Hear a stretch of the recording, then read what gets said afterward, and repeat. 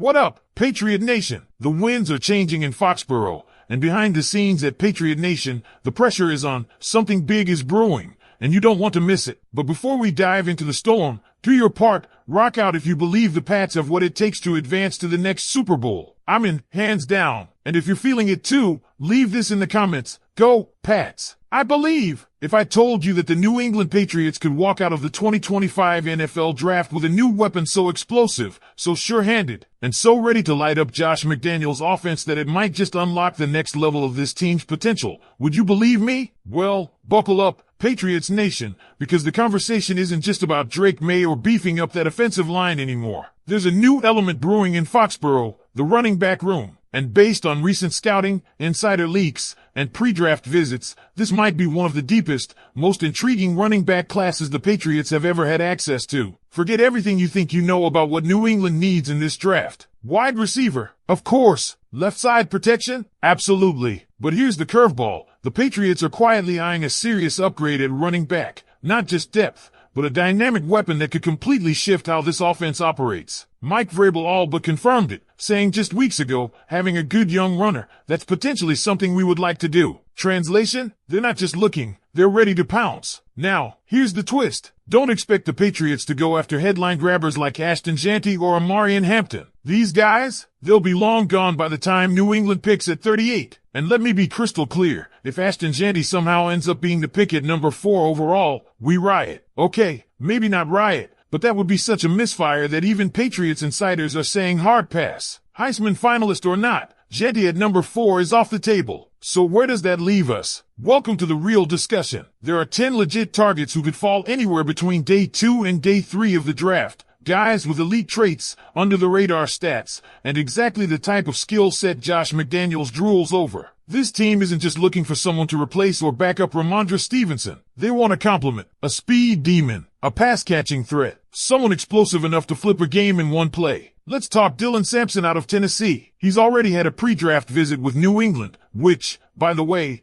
means they're seriously interested. Sampson isn't the fastest back, 4.48 time, and he wasn't used much as a receiver, only 20 receptions for 143 yards, but he's explosive. This guy knows how to slip through trenches, absorb contact, and stay on his feet. He's slippery. He's shifty. He's a legit round 3 option. And with 2 picks in that range, the Patriots could make a move here. But R.J. Harvey, now this is the name I want you to remember. Harvey's faster than Sampson, more productive as a receiver, and explosive after contact. He was a quarterback before converting to running back at UCF, and that shows. Vision? Check. Ball protection? Absolutely. The man's got a quarterback brain, wide receiver hands, and a running back's toughness. If there's one guy that screams McDaniels fit, it's Harvey. Remember, Josh loves his smart, versatile backs. Harvey fits the mold. Still with me? Because it gets better. Let's look at Jarquez Hunter, 4.4 speed, a total power package, and when I tell you this guy is a machine after contact, he's basically the human version of a Black Panther suit. The more he gets hit, the more juice he builds up. Sound familiar? Yeah, he gives serious Rhamondre Stevenson vibes. But here's the kicker, he squats 635 pounds. That's Derrick Henry territory. So maybe he's too much of what we already have,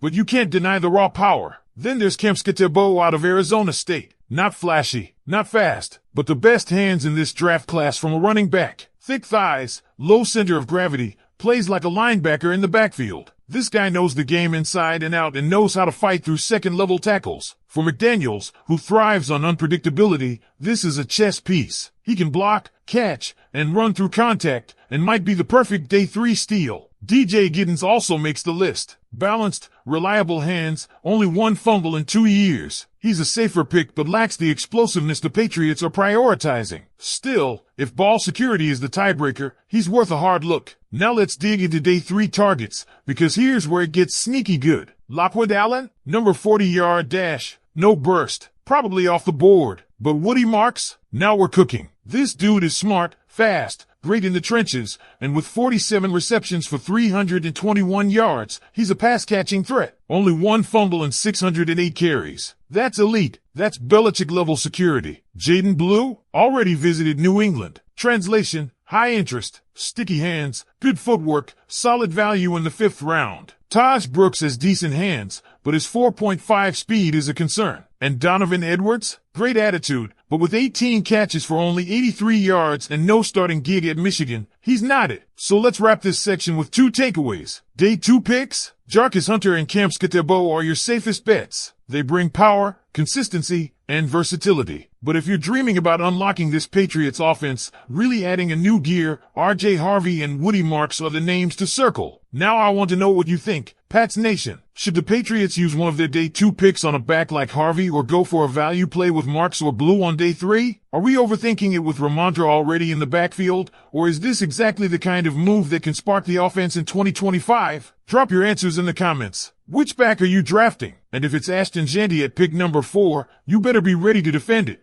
because I'm coming with the receipts. And speaking of receipts, let's not gloss over the bigger picture here. Why is this such a crucial year for the Patriots to nail the running back position? Because everything, and I mean everything, about this team's identity is shifting. Jerod Mayo under center signals a new era. The days of Mac Jones game managing a dink and dunk offense are over. With Stephon Diggs now a target on the outside, the Patriots are building the bones of a dynamic, vertical attack. But what rounds that all out? What gives a young quarterback confidence? A reliable running back who can not only move the chains on 3rd and 4, but also catch that check down when everything breaks down. That's why the McDaniels system doesn't just like pass-catching backs. It depends on them. Think about Kevin Polk, James White, Shane Vereen. Those weren't just rotational guys, they were weapons. Josh McDaniels builds entire packages around these players. And right now, Rhamondre Stevenson is a good back, tough, physical, unrelenting, but he's not that kind of weapon. He's not what opens the playbook. So yes, the Patriots have 9 draft picks in 2025. And while fans may clamor for the sexy wide receiver pick or that cornerstone left tackle, I'm telling you right now, one of those picks has to go to a running back. And not just any back. Someone with speed, hands, and explosion. That's not a wish list, that's a mandate from inside the building. Let's go back to Dylan Sampson for a second. You might write him off for average receiving stats, but think of it this way, Tennessee didn't need to use him like that. It doesn't mean he can't. He's got the vision and shiftiness that you can't teach. And the fact that he's already met with the Patriots, that puts him squarely on the radar. You don't waste one of your 30 official pre-draft visits unless you're serious. But here's where it gets really interesting. R.J. Harvey. The fact that he used to be a quarterback, that opens up so many possibilities. Trick plays, RPOs, even wildcat formations. This is not just a running back. This is a hybrid weapon. And don't underestimate how much McDaniels values a high football IQ. It's not just about speed. It's about instinct. It's about understanding the defense before the snap. Harvey brings that. Now let's revisit Cam Skatebo. Sure, he's not the fastest, but you're not drafting him to break 80-yard runs. You're drafting him because his floor is so high. He's dependable, durable. He plays like a linebacker. He understands leverage. And most importantly, he's the best pass-catching running back outside the first round. When Josh McDaniels gets a guy like that in his system, he makes magic. Same story with Woody Marks. This guy has been on the Patriots mock draft